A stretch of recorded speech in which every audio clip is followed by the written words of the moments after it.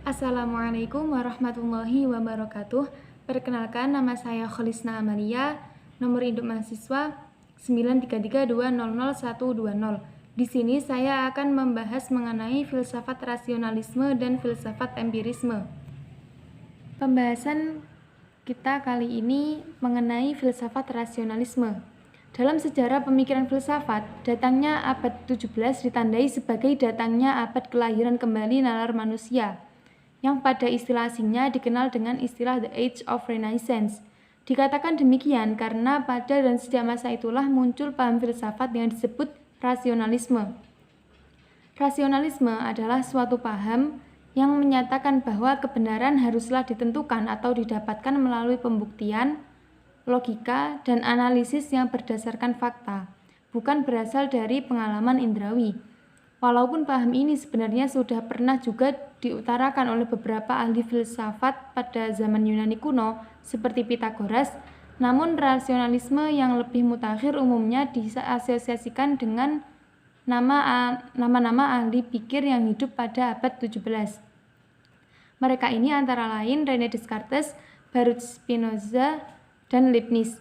Ketiganya sama-sama berparadigma bahwa pengetahuan yang sejati tentang alam semesta ini hanya dapat diperoleh lewat penalaran yang dituntun oleh logika.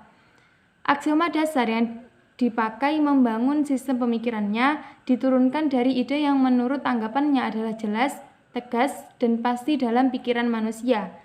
Diktum Descartes yang terkenal adalah "saya berpikir, maka saya ada". Menurut Descartes, apa yang jernih dan terpilah-pilah itu tidak mungkin berasal dari luar diri kita. Baik, pembahasan selanjutnya yaitu mengenai filsafat empirisme. Berdasarkan akar katanya, empirisme adalah aliran dalam filsafat yang berpandangan bahwa pengetahuan secara keseluruhan atau parsial didasarkan kepada pengalaman yang menggunakan indera.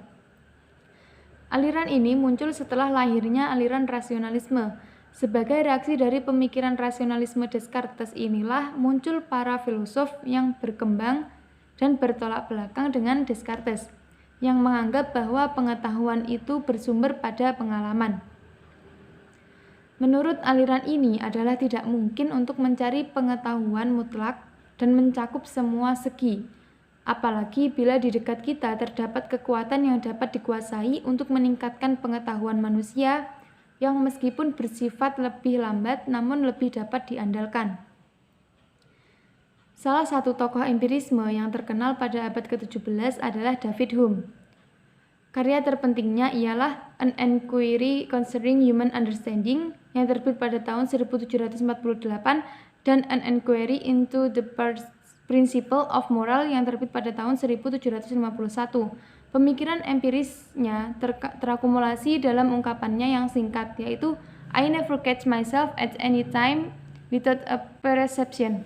Pemikiran ini lebih maju selangkah dalam merumuskan bagaimana sesuatu pengetahuan terangkai dari pengalaman, yaitu melalui suatu institusi dalam diri manusia dan kemudian menjadi pengetahuan.